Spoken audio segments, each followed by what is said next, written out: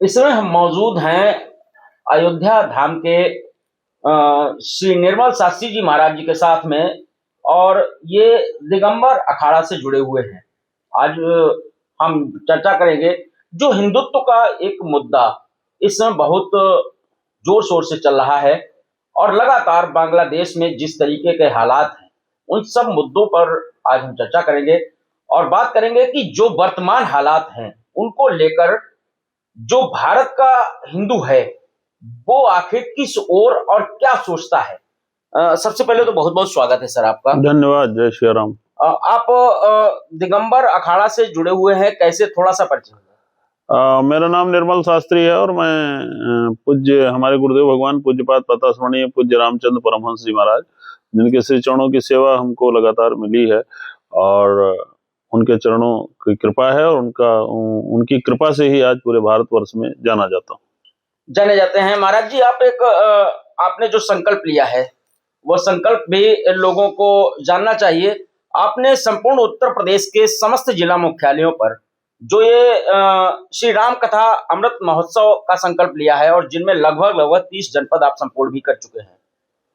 कहीं ना कहीं सनातन की ये यात्रा अनवरत आपकी चल रही है और देखने में ये भी आ रहा है कि जो हालात इस समय देश के हैं और देश के साथ साथ में लगे हुए बांग्लादेश में जो हिंदुओं के साथ में जो अत्याचार अनाचार हो रहा है उस पर क्या।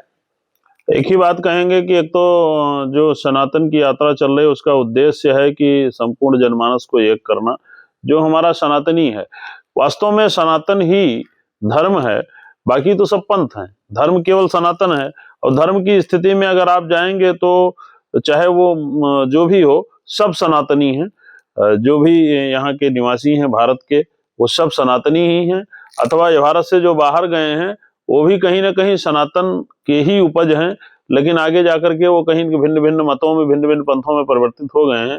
इनको एक करने के लिए पूरा प्रयास अखिल भारतीय श्री राम नाम जागरण मंच लगातार कर रहा है और निकट भविष्य में इसके परिणाम भी दिखाई देने लगे हैं, ऐसी कोई बात नहीं। लेकिन जो बांग्लादेश में जिस तरीके के हालात हैं बने हुए, लगातार वहां लिंचिंग हो रही है, लगातार वहां हिंदुओं पर हमले हो रहे हैं, उनको जलाया जा रहा है, उनके साथ में जो कुछ हो रहा है उसको लेकर के भारत देश का हिंदू क्या सोचता है। देखिए, भारत देश का हिंदू की जहां तक बात है, हिंदू की बात तो है ही है। हिंदू के साथ साथ भारत का संपूर्ण जो जनमानस है वो एक प्रकार से अपना जो ये उद्देश्य रहा है कि हम लोग सबको एक वसुधैव कुटुंबकम की भावना लेकर के चले हैं। जो भी सनातनी हैं उनके लिए पूरा विश्व ही उनका परिवार है, तो उसको परिवार मान के हम लोग चलते हैं। और कहीं ना कहीं एक चीज जरूर चूक हो जा रही है, वो ये हो जा रही है कि हम ज्यादा सहिष्णु हो जा रहे हैं। इतना सहिष्णु होने की आवश्यकता नहीं है। एक बात आती है कि धर्म हिंसा जब होने लगे तो धर्म हिंसा में हथियार उठाना भी कोई गलत बात नहीं है। जहां पे हमारे राष्ट्र पर, जहां पर हमारे धर्म पर, जहां पर हमारे इष्ट पर प्रहार करने के लिए लोग सोचने लगे, उस दिन हमको हथियार भी उठाना है और उठाना ही पड़ेगा। अगर हमने हथियार नहीं उठाए तो निश्चित रूप से हम पतन की ओर जा रहे हैं। क्या इस जो आपने कहा है इसकी अगर बात की जाए तो क्या लगता है कि आप हिंदुत्व का जो लोग एक झंडा लेकर के चल रहे हैं, तो अभी देखने में आया कि कुछ हिंदू संगठनों ने तलवारें बांटी, तो उस मुद्दे को आप जायज ठहरा रहे हैं। देखिए, इस बात को हम नहीं कहते हैं। अपनी रक्षा के लिए आप कुछ भी कर सकते हैं। अपनी सुरक्षा के लिए हर व्यक्ति को अपनी सुरक्षा सबसे पहले अनिवार्य है, इसलिए अपनी सुरक्षा के लिए आप हथियार भी रख सकते हैं। लेकिन अकारण निहत्थों पर वार करना, अकारण किसी को परेशान करना या किसी भी पंथ विशेष के व्यक्ति को कष्ट पहुंचाना, ये सनातन की परिभाषा नहीं रही है। अगर हम सनातनी हैं, सच्चे सनातनी हैं, तो संपूर्ण जीवात्मा को, संपूर्ण चराचर के जगत को अच्छे से देखें और सबको अच्छे भाव के साथ ही समझें, क्योंकि गोस्वामी जी लिखते हैं सिया राम में सब जग जानी। हम तो वो हिंदू हैं, हम वो सनातनी हैं जो सारे जगत के अंदर सीताराम जी महाराज को देखते हैं। अब सामने वाला हमको किस दृष्टि से देख रहा है, अगर वो हमको गलत दृष्टि से देख रहा है या गलत भाव के साथ हमारे सामने आ रहा है तो उसको प्रतिकार करना भी जायज है। फिर उसको हम निश्चित रूप से क्रिया की प्रतिक्रिया होती है। अगर कोई हमारे खिलाफ इस भावना के साथ आएगा तो हम उसकी प्रतिक्रिया करेंगे, इसमें कोई संदेह नहीं। महाराज जी, देखने में आया है कि लगातार जैसे जब वसुधैव कुटुंबकम की बात होती है, हिंदुत्व की बात होती है, तो आप अभी आपने कहा कि हम सभी धर्मों सभी पंथों को लेकर के चलने वाले हैं और उन्हीं में विश्वास रखते हैं, लेकिन सामने वाले जो लोग हैं वो जब बात आती है फिलिस्तीन की तो उनका समर्थन करते हैं, लेकिन बात आती है जब बांग्लादेश की कि हाँ बांग्लादेश में ये जो हो रहा है उस पर मौन क्यों साध लेते हैं? देखिए, ये सब राजनीतिक बातें हैं और कहीं ना कहीं राजनीति से जुड़ी हुई हैं।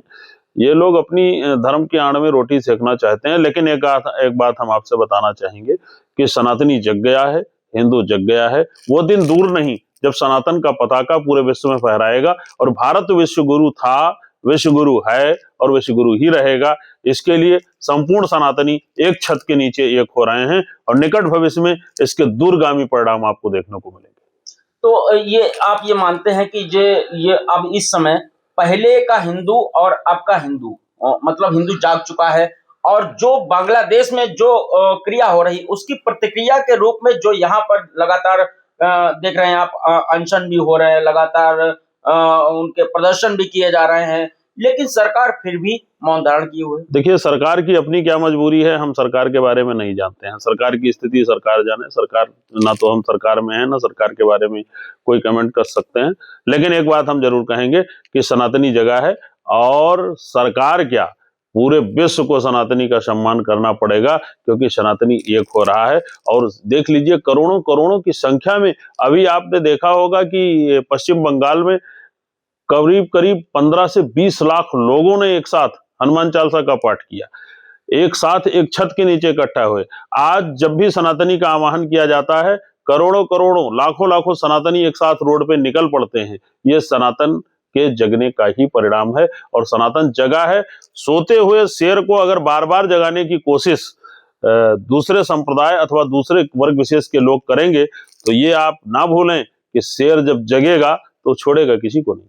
तो क्या आप मानते हैं कि इसके पीछे की जो अगर बात अभी आपने पश्चिम बंगाल की बात की तो उसके पीछे बाबा बागेश्वर और उनके साथ साथ में अनिरुद्धाचार्य, देवकीनंदन ठाकुर, तमाम ऐसे कथावाचक, इधर आप भी सनातन की जो अनवरत यात्रा लेकर के चल रहे हैं, उत्तर प्रदेश के सभी जनपदों में जा रहे हैं, लगभग 30 जनपद आपने संपूर्ण कर लिए हैं। अब अगला पड़ाव और आगे की यात्रा का उद्देश्य? आगे की यात्रा का उद्देश्य है कि संपूर्ण सनातनी को एक छत के नीचे इकट्ठा करना। और एक चीज आप समझ लीजिए कि फिर मैं बार बार एक बात कहता हूं कि सनातनी जब जगा है तो उसका परिणाम दिखाई दे रहा है। और एक बात पक्का समझ लीजिए कि पश्चिम बंगाल में जो हो रहा है वो दुखद है। अगर इसके बावजूद भी सनातनी नहीं जग रहा है, ये संतों की अपनी वो है, संतों की अपनी व्यवस्था है। सनातन को संतों ने बचाया है, सनातन को भक्तों ने बचाया है, सनातन को सनातनियों ने बचाया है। जो सनातन धर्म के संवाहक रहे उन लोगों ने आगे बढ़ाया है। और राजनीतिक बात अलग विषय है, लेकिन जहां तक सनातन की बात है, सभी राजनीतिक दल, सभी जितने भी लोग हैं, उन सब से मैं यही कहना चाहूंगा, जहां पे सनातन की बात आ जाए, जहां पे अपने धर्म की बात आ जाए, जहां अपने विशेष धर्म की बात आ जाए अथवा सनातन के ऊपर कोई कुठाराघात हो रहा हो, तो सभी राजनीतिक दलों को एक होना चाहिए और इस मुद्दे पर खुलकर सामने आना चाहिए। उनको इससे राजनीति करने से बाज आना चाहिए। और जिस दिन ये राजनीतिक दल इन कार्यों से, राजनीति से बाज आना शुरू कर देंगे तो निश्चित रूप से उस दिन ये भारत अपने आप में हिंदू राष्ट्र बनेगा, इसमें कोई संदेह नहीं। भारत हिंदू राष्ट्र बनेगा, इसमें कोई संदेह नहीं। शाहजहांपुर पहुंचे थे दिगंबर अखाड़ा से जुड़े हुए निर्मल शास्त्री जी महाराज हमारे साथ बात कर रहे थे और अपनी राय मुखर होकर के हिंदुत्व के मुद्दे पर उन्होंने रखी। शाहजहांपुर से TV9 भारतवर्ष के लिए अरविंद त्रिपाठी।